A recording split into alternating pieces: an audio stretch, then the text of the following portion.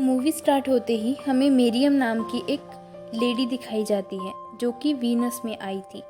उसका उसके हस्बैंड के साथ झगड़ा हो गया था, इसलिए वो कुछ दिन उसे दूर रहना चाहती थी। जब वो घर जाती है तब उसके हस्बैंड्स के कॉल आते हैं, लेकिन वो दोबारा उसके पास जाने के लिए एग्री नहीं हुई। अगले दिन जब वो चर्च में प्रे कर रही थी, उसका मिसकैरेज हो चुका था।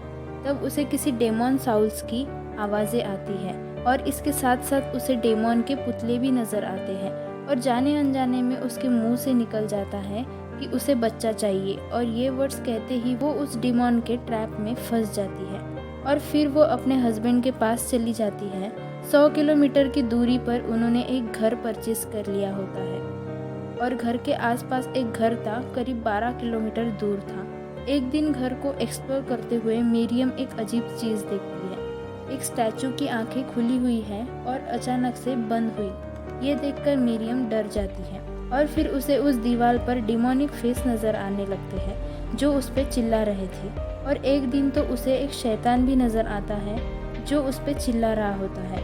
मेरियम का हस्बैंड उससे पूछता है कि वो अपनी दवाई टाइम पे ले रही है या नहीं, और यहाँ पर हमें पता चलता है कि मेरियम का साइकेट्रिस्ट ट्रीटमेंट चल रहा था, जिस वजह से उनमें रोज झगड़े होते थे। उसी झगड़े में गैब्रियल मेरियम को बहुत कुछ कह देता है कि तुमने अपने बच्चे को भी खो दिया। ये बात सुन के मेरियम काफ़ी अपसेट हो जाती है और वहाँ से चली जाती है। उस रात उसने अपनी मेडिसिन मिस कर ली थी, उसकी वजह से उसके माइंड पर इस चीज़ का असर होने लगता है और वो ये इमेजिन करती है जैसे वो अपने बच्चे को सुला रही है।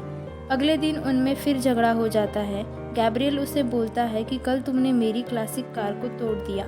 वो भी गुस्से में आके खुद ही अपनी गाड़ी को तोड़ने लगता है। इसके बाद वो अपनी सारी मेडिसिन को फेंक देती है और गुस्से में एक पेंटिंग बनाती है। वो पेंटिंग बहुत भयानक होती है। गैब्रियल अपनी स्टडी रूम में बैठा होता है और वो फील करता है कि वहाँ कोई तो भी है, मतलब उसे वहाँ किसी के होने का एहसास होता है। और जब वो आग के पास बैठा होता है, अचानक से उसके सामने कोई आ जाता है जो उस पर अटैक कर देता है और उसे मार डालता है। दूसरी तरफ मेरियम नींद से जागती है। उसके हाथ पर ब्लड लगा होता है, लेकिन वो इग्नोर कर देती है और यहाँ पर हमें ये बताने की कोशिश करती है कि मेरियम ने ही गैब्रियल को मारा है, क्योंकि उसे मेंटल डिसऑर्डर था तो वो सब कुछ भूल चुकी थी। जब वो किचन में हाथ धोते रहती है तब उसके पीछे वो भयानक पेंटिंग आ जाती है जो उसने बनाई थी, और जब वो वापस आके देखती है तो वो पेंटिंग एग्जैक्ट अपनी जगह पर होती है। वो अपने स्टूडियो से बाहर आकर गैब्रियल को ढूंढती है और वापस अंदर जाती है, लेकिन इस दौरान उसके साथ क्या हुआ था उसे कुछ भी याद नहीं होता है। मेरियम के डोर पर एक बूढ़ी औरत नजर आती है जो मेरियम को फ्रेश ब्रेड देकर कहती है कि वो उसकी नेबर है। ये वही नेबर होती है जो उनके घर से 12 किलोमीटर की दूरी पर रहती है। जाते हुए वो बूढ़ी औरत कहती है I will see you very soon, और वो वहाँ से चली जाती है। डोर के ग्लास के रिफ्लेक्शन में हम मेरियम को देखते हैं जो परचेस हो रही होती है। वो अचानक से नॉर्मल भी होती है और उसका पेट अपने आप फूलने लगता है और नॉर्मल भी हो जाता है। अगले दिन गैब्रियल के लिए एक पार्सल आता है और वो डिलीवरी मैन काफ़ी बदसूरत आदमी रहता है। जाते वक्त अपनी आंखें काली करके कहता है I will see you very soon. उस वक्त वो बूढ़ी औरत फिर से आ जाती है। उसके साथ उसकी नेबर रिविन भी रहती है। वो दोनों मेरियम से मिलने आते हैं, लेकिन मेरियम मिलने से मना कर देती है। इस पर रेविन उसे अपना कॉन्टैक्ट नंबर देकर चली जाती है। अगले दिन उसे घर में से किसी की आवाज़ें आती है। वो सोचती है कि गैब्रियल होगा, लेकिन वो गैब्रियल नहीं होता है बल्कि एक डेमन होता है जो पूरी तरह मेरियम के पीछे पड़ जाता है। और वो डेमन मेरियम के पीछे 3 लड़कियों को भी लगा लेता है। और जब मेरियम उनसे बात कर रही होती है तब लड़कियां अपने असली रूप में आ जाती है और मेरियम को काफ़ी टॉर्चर करती है। उनके जाने के बाद मेरियम खुद गैब्रियल के टूटी कार में बैठकर वहाँ से भागने की सोचती है, लेकिन कार स्टार्ट नहीं होती और उसमें आग लग जाती है।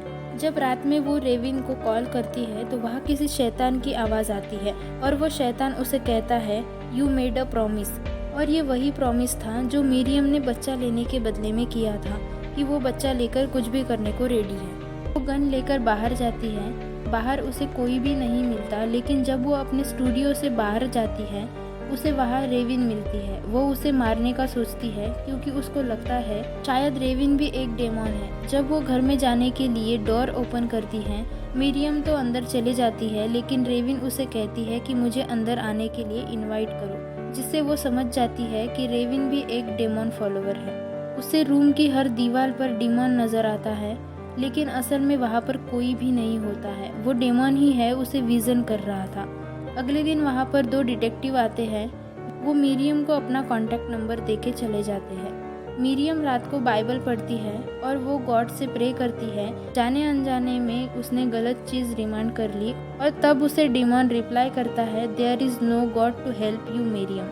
और बाहर से उसे गैब्रियल की आवाज़ भी आती है, जिसमें मिरियम काफ़ी खुश हो जाती है और गैब्रियल को बोलती है कि वो अंदर आ जाए। अंदर आते ही गैब्रियल डेमन का रूप लेता है और मिरियम से ज़बरदस्ती करने लगता है। अगले दिन वो दोनों डिटेक्टिव मिलते हैं और उन्हें डेमन के फॉलोवर समझ के वो पूल में कूद जाती है। पूल में उसे 5 डेड बॉडीज मिलते हैं और उन लोगों को किसी और ने नहीं बल्कि अनजाने में मिरियम ने ही मारा था। वो 5 लोग थे, गैब्रियल, रेविन और वो 3 लड़कियाँ। जब दोनों डिटेक्टिव उसे पानी से बाहर निकालते हैं और उसे हॉस्पिटल लेके जाते हैं, वहाँ दोनों डिटेक्टिव्स की बहस हो जाती है। एक कहता है कि ये सब डेमन ने किया है, दूसरा कहता है कि ये सब मिरियम ने किया है क्योंकि वो पागल है। जब वो अंदर देखते हैं तो मिरियम का पेट फूला हुआ होता है। वो देख के ये समझ जाते हैं कि ये सब डेमन ने ही किया है।